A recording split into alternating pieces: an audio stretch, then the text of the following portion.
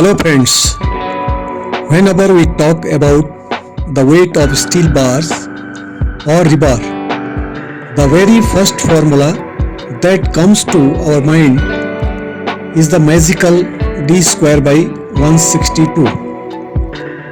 We all know that by simply putting the diameter of bar into the formula, we get the weight of steel per meter. But in today's video, we will understand the complete derivation of this formula in a very simple way. So without further delay, let us start this mathematical journey. Weight or mass of any object is equal to the product of its volume and its density. That is, weight equal to volume into density. Now, since a steel rebar is cylindrical in shape, we need to use the formula for the volume of a cylinder. When we calculate the volume, the formula becomes pi d square by 4 times L. Half of our work is done here. Now let us talk about the density of steel. According to standard norms, the density of steel is 7850 kilograms per cubic meter. This is where the most important term comes in. To make this formula work correctly, we must convert all units into single system.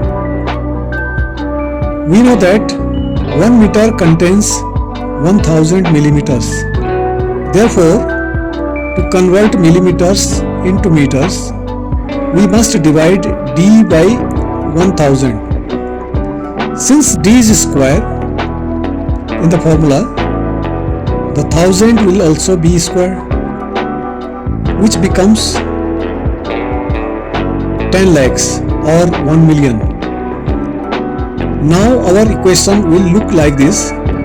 Weight is equal to the value of pi, which is 3.1416 multiplied by d square divided by 4 times 1 million, and then multiplied by the density of steel, which is 7850.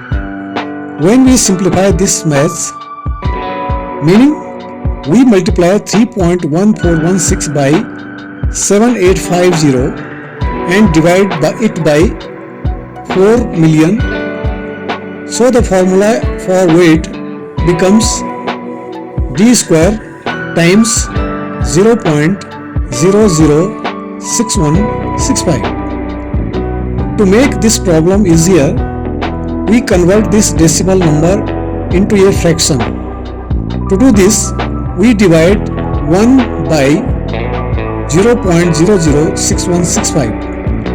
When you divide 1 by 0.006165 on the calculator, you get the magic number 162.2, which we round off to 162.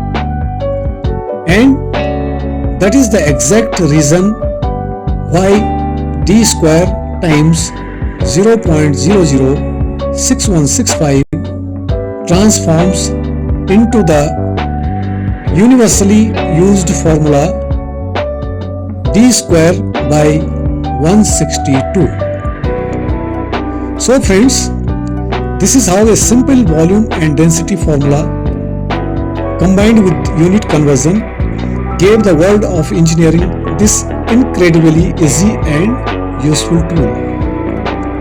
I hope you understood this entire derivation easily and without any confusion.